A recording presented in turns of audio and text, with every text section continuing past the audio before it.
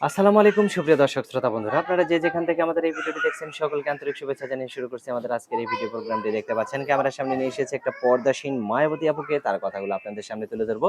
চলুন শুনে আসা যাক এই সুন্দরী পর্দাসীন রূপবতীর কথাগুলো। আসসালামু আলাইকুম আপু, ওয়ালাইকুম আসসালাম। কেমন আছেন আপনি? আল্লাহ রাখছে ভালো। আপু, আপনি যে ক্যামেরার সামনে আসছেন কেন আসছেন? আইছি ভাই, অনেক কষ্টই পইরা আইছি। অনেক কষ্টে পড়ে আসছেন? হ্যাঁ, আপনার নাম কি? আমার নাম ফাতেমা। ফাতেমা। জি। মাশাআল্লাহ, অনেক সুন্দর নাম। আপনার নামের সাথে আপনার চেহারাটার অনেক সুন্দর মিল আছে, কারণ আপনি পর্দা করে আসছেন ভিডিও করতে। তো পর্দা করে আসছেন কেন? আপনি কি এরকম পর্দা করে বাইরেও হ্যাঁ চলাফেরা ভাই, করেন? আমি এরকম পর্দাভাবে বাইরে যাই। যেহেতু গণ্ডির স্বামীটা মারা গেছে। আচ্ছা, বাচ্চা আচ্ছা। আছে একটা ছোট। আপনার বাচ্চা আছে একটা? জি। বাচ্চার বয়স কত? বাচ্চার বয়স এখন বছরের কাছাকাছি। বছর মানে প্রায় বছর। হ্যাঁ। তো এতটুকু বাচ্চার জন্য বাচ্চাকে নিয়ে আপনি ক্যামেরার সামনে কেন আসলেন? ভাই আপনার আইছি স্বামী কিছু বলবে না? জি? আপনার স্বামী কিছু বলবে না? স্বামী তো নাই ভাই, গণ্ডির স্বামী মারা গেছে। আচ্ছা, আচ্ছা, মারা গেছে। তো জি। এখন আপনার স্বামী কতদিন আগে মারা গেছে? স্বামী মারা গেছে যখন বাচ্চাটা ধর ৩-৪ মাসের গর্ভে আছিল। আচ্ছা, অ্যাক্সিডেন্ট আচ্ছা, করে আচ্ছা, মারা আচ্ছা। গেছে ভাই। তো এখন এই যে ক্যামেরার সামনে আসছেন, এতটুকু বাচ্চাকে নিয়ে যদি কেউ বিয়ে করতে চায় আপনাকে, বিয়ে বসতে পারবেন?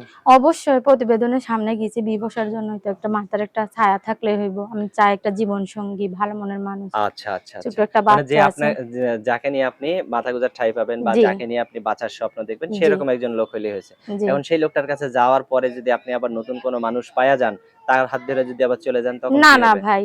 আল্লাহর রহমতে যদি আমার স্বামী থাকতো তাহলে তো আল্লাহর রহমতে আমি আর যাইতাম না ভাই। আচ্ছা, আচ্ছা। এখন বাধ্য হয়ে আইছি ভাই, যদি একটা জীবন সঙ্গিনী পাই তাহলে কেন তাকে ছাইড়া যাইবো ভাই? আচ্ছা, তাকে কখনো ছাড়বেন না তো? না, না, না। তা আপনার ছাড়ার ক্যামেরা জন্য সেট তো আছে? আসিনি। না ভাই, ক্যামেরা সেট নাই।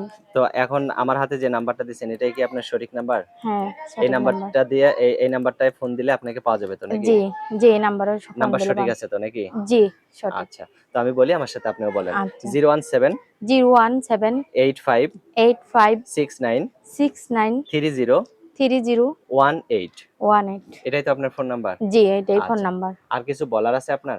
ভাই বল।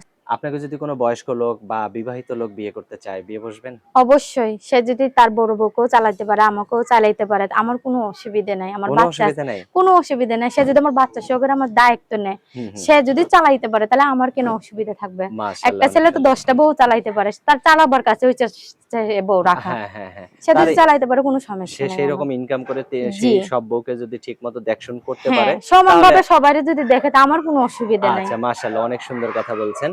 তো আর কিছু বলার আছে আপনার? ভাই আমি একটা কথা বলি, কেউ খারাপ মন্তব্য বলবেন না। কেননা কষ্টই কইরা গেছি। যদি ভালো লাগে দায়িত্ব নিবা, আমার পাশে দাঁড়াইবেন। আচ্ছা, আচ্ছা, যদি আচ্ছা। বুড়াও হয়, ৮০ বছরের হয়, ১০০ বছরের হয়, আর যদি ৭০ বছরের হয়, আমার কোনো সমস্যা নাই। আচ্ছা, শুধু আচ্ছা। একজন পাশে দাঁড়াইবো, একজন ভালো মনের মানুষ আমার বাচ্চার দায়িত্ব নিলেই হইব।